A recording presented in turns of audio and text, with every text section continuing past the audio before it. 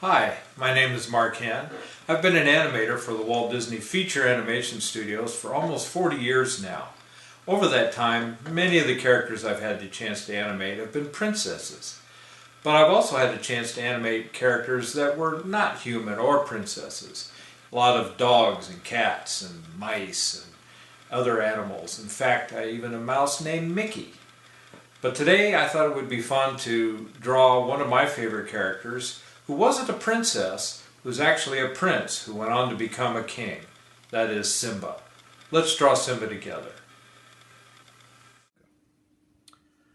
Okay, let's get started. As with most of our characters, we start with a circle, and Simba in this particular pose is no different. And remember, don't be confused by all these little scratchy lines that I do. Artists often like to kind of feel their way through a drawing. It isn't so perfect the first time out. Alrighty, so now we have the circle, and again, thinking volume, a round shape, a ball. And to this, now we're going to add a shape down here. It's going to make it look kind of like a light bulb. We're going to do this. We're going to bring this down like this. Kind of make like a light bulb shape. Alright. Alright, next, let's kind of just lightly, I'm going to lightly indicate a division line here on the top part. And then not the bottom of the circle, but up just a little bit from the circle, about, maybe a quarter of the way up. We're going to kind of draw, again, these are often called construction lines, and we're going to draw a line like this just to kind of indicate where the eyes and the base of the nose are going to be located, okay? So we've got our light bulb, we've got our construction lines here down the middle, and a kind of across here. So the first thing now I want to do is try to determine the width of Simba's nose. And he has a fairly broad nose, so I'm going to try to go equal distance. I'm just giving myself some little marks to indicate approximately the width of Simba's nose.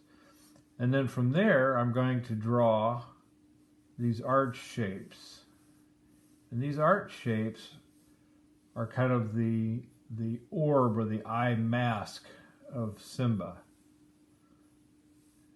If we were doing this in color, this is not his eyeball. This is a shape. This would be, in a real animal or a person, this kind of arch shape is created by the skull underneath, the orbital opening of where your eye sits in.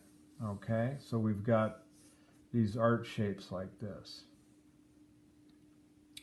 All right, so now let's go ahead and put the eyeball in, and the bottom of these is going to be, of course, right along here where we've already indicated. But the eyeball itself will kind of sit just on there, and it's a smaller, kind of a teardrop shaped. And you'll notice I came down here and gave it a fairly strong tear duct. And if you look at a real lion, they have very pronounced dark tear ducts.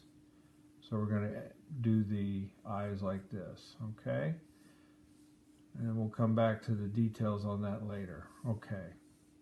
So now, let's add the nose. So we know that the bridge of the nose is approximately this width now.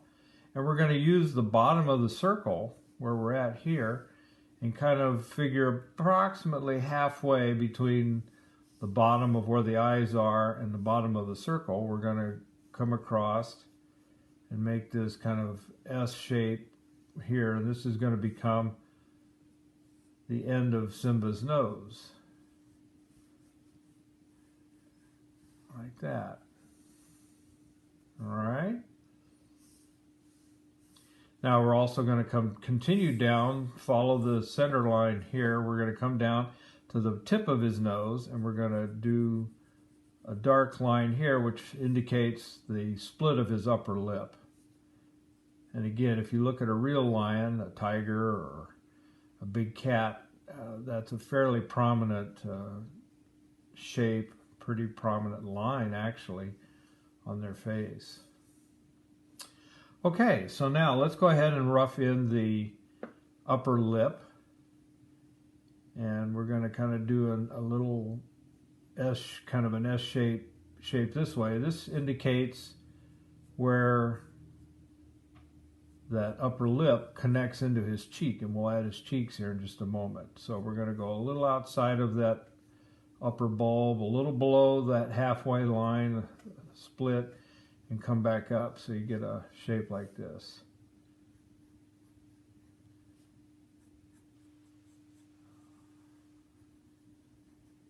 All right. And then don't worry about if you still see these construction lines here. We'll come back and we can erase those out later. Get my eraser out here, ready to go. Handy dandy thing, there we go. Okay, so let's go ahead and add his cheek. So about right here where this arch kind of intersects the circle, the original circle, we're just going to kind of build out a little curvy shape here to indicate the shape, the mass of his cheeks. And we'll kind of connect it maybe about halfway to the upper lip here like that. The other thing to remember is that he's a furry creature, so if you want to just kind of add what we call some sawtooth shapes like this, just to kind of indicate some fur, you could go ahead and do that. Now let's go ahead and rough in his lower jaw, or his chin. Now you have two choices. You could leave his mouth closed like this in a closed mouth smile, or you can open it, which is what I'm going to do. So I'm going to just come down here and do another kind of a curved line like this to indicate his lower lip. And again, we'll just kind of reinforce. I'll give a little furry texture to his chin like that. Okay, so he's going to have an open mouth grin, and when he has an open mouth, of course, you can see his teeth. So he has large upper teeth that are kind of wide set, and in his lower teeth you can indicate one or two or a grouping of teeth like this below. All right, now let's come back to the eyes.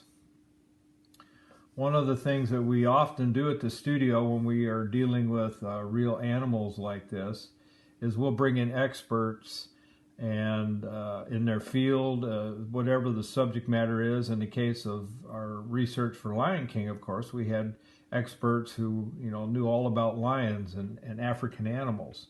And one of the things that I learned that was most interesting was this white patch that sits underneath the eye, and it's kind of a triangular shape like this. It fits and it attaches right where that tear duct is, and it goes right across the bottom, and it's a whitish patch. This upper arch is going to be for our design, a slightly darker color than the fur of his rest of his body and his head. But this lower triangular shaped patch here is a whitish color, and that's there for a reason. And we learned, and I learned, that helps lions to see at night. The reflected light that's available is reflected off of this white patch into their eye, and that helps them have incredible night vision, which I thought was very interesting. And of course, as a result, we knew that that was something important to make sure we had in the design of Simba. All right, you see me keep playing around wanting to add eyebrows to the very top of the upper arch here, so you can do that, just kind of a dark, thick shape here. You can kind of color it in a little bit as you go. That's where his eyebrows are. And they, again, sit, anatomically speaking, this would be right where the brow ridge on the skull would be. All right, so we got his eyebrows, and now let's go ahead and come back to the eyes. So this is the eyeball, and his eyeball, of course, is made up of the larger circle is the iris, smaller circle is the pupil, and the tiniest is the highlight. So you can go ahead and add those in like that. And we'll just, again, just with, thickening up this upper line here to suggest eyelashes. You can do that. Not too frilly. We want him to stay Simba and not become Nala. All right, and you can darken, shade in these eyes a little bit. The pupil, of course, will be the darkest part. Like that. All right. Now he's got some eyes and he's looking at you. All right. Let's go back in here and let's add another major feature, which is his ears. And his ears are going to attach about halfway where the cheek is, and they're large ears like this. And they kind of attach like this. And again, I'm going lightly, and then I'll come back and hit it a little darker. And then the inside shape of the ears, we're going to bring it down and attach it pretty much right where this cheek connection is, right here like that. And again, you're always making adjustments. Let's add the other ear like this. His upper inside part of the ear, his lower part of the inside of the ear, like that. And again, this lower part, the ear was a darker color. Again, that was inspired by what we saw in real lions and real lion cubs as we did our research for the film. Okay, and of course, Simba is a young male lion, and he's kind of an adolescent, and eventually he's going to grow up and have this beautiful head of hair or a mane, and so, but for now, he's just got this little kind of tussle of hair on top, and we'll just kind of rough that in like this. Doesn't have to be too pretty. Should look like a tousle of hair, like he just got out of bed. All right, now let's come back and finish the nose up. Let's add the nostrils, so which are kind of these little arch shapes, which come down and kind of make a little nice little point to the end of his nose, like that. The top of the nose is kind of this S shape, almost like an upside down bow, like on a bow and arrows. And you can shade in the whole nose, and like the eyes, the nostril is the darkest part, so you can darken those in a little bit more. That helps. And you can also shade in the mouth if you want, like that, just to give it, again, some depth, like this. And we're just kind of reinforcing some of our lines. Let me get my handy dandy eraser here, and we can kind of start rubbing out, taking out some of those construction lines that might be bothersome to some. There we go. We can just kind of take some of those out. All right. And now the very last thing we want to do is add his whiskers. And that's also another very important part of a lion or a big cat, any cat really. Big cat or even your house cat. Part of their anatomy is the whiskers. So we're going to give Simba some whiskers on this side. We'll do 4 on this side, and then we'll do an odd number over here so it's not perfectly symmetrical. But the whiskers are another important part of a cat, a big cat, that helps them also get through nighttime. They can kind of feel their way. They're like little bits of radar out there for them to kind of sense what's going on in the world around them. Anyway, and that looks like that's about it, I'd say. I think other than color, that looks like a Simba to me. Thank you for tuning in. I hope you've enjoyed drawing along with me, and keep drawing, and we'll talk to you the next time. Bye.